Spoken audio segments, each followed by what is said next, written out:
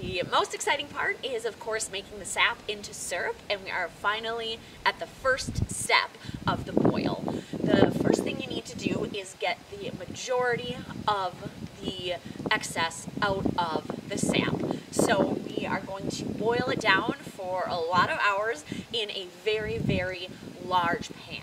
Because you have so much evaporation to do, you want to have a large area for that all to evaporate out of. If you have just a smaller tub, it's going to have a much smaller surface area. It's going to take it a much longer time to get out and disperse. So you want to have a long, low tub, give you lots of surface area.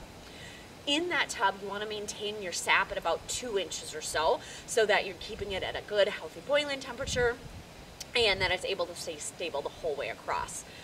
What we have here in this setup is pretty neat. Because you need to keep your sap at that boiling temperature, it can be difficult when you put more sap in to continue the boil because your sap sitting outside is obviously not a boiling temperature. So you're going to drop the temperature of your boiling sap pretty significantly every time you add more. This has a really cool feature where it's got this warming pan on top. So what we do is we actually pour our sap in here. This gets it up to about 70 degrees, and then we have it slowly dripping into the lower evaporating pan. That is adjustable, so we can adjust how quickly the sap is flowing from the upper to the lower portions of the evaporator, so that we always keep that at the solid 2 inches that we want, and we're keeping the temperature nice and healthy, not dropping the boil, because we have that warm sap dropping into the actual pan. The model that we got also has a great thermometer here that helps us keep an eye on the temperature, and it'll help us know when we're ready to actually move it inside.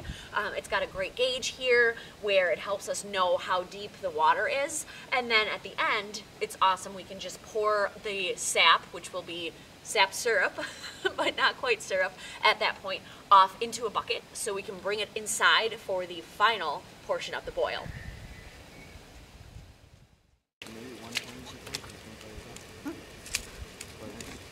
Yeah, so during that super cold snap, I didn't drive my truck for like 2 weeks. I was driving the car, but in order to keep the car warm, I have to like walk outside and let the car warm up for an hour or so.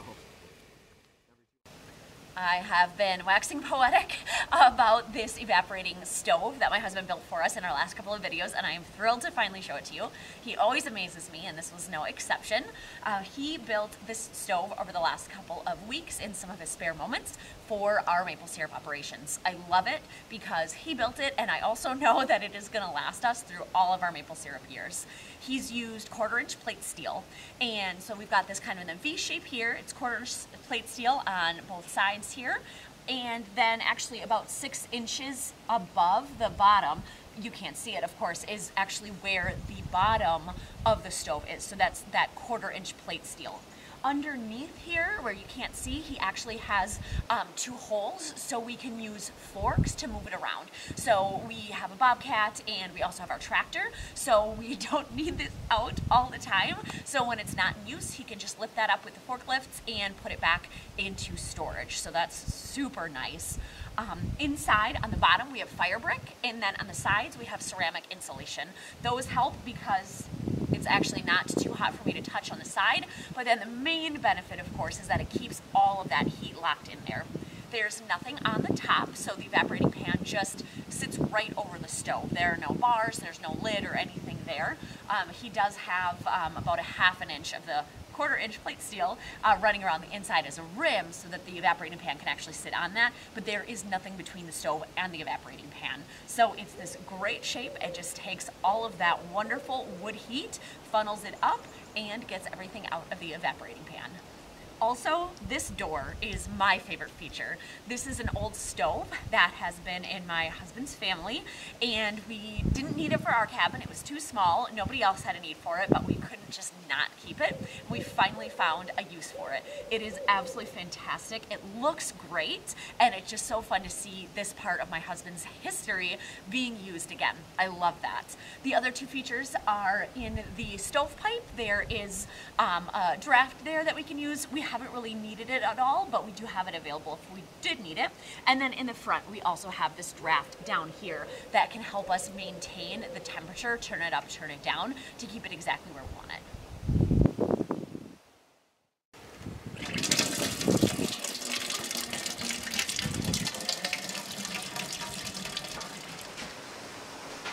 we are inside the final portion of the boil. So we've got our syrup here.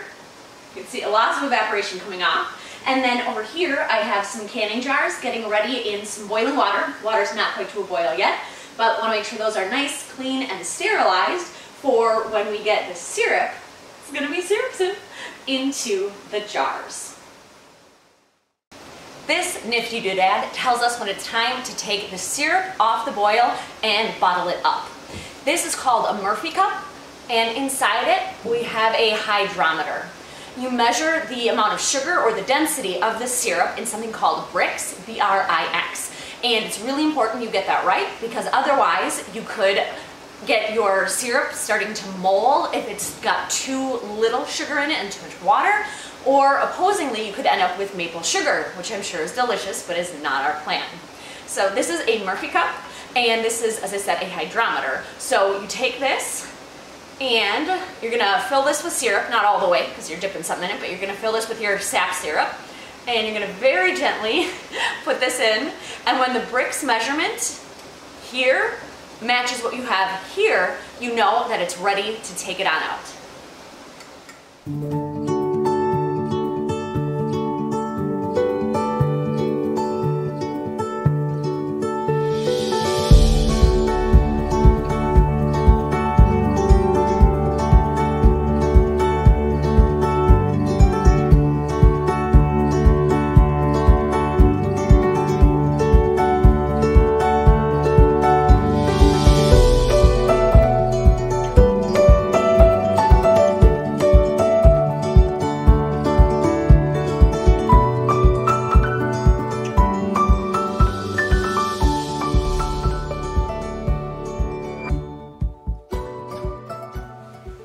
Today we got 2 gallons plus 2 pints of maple syrup.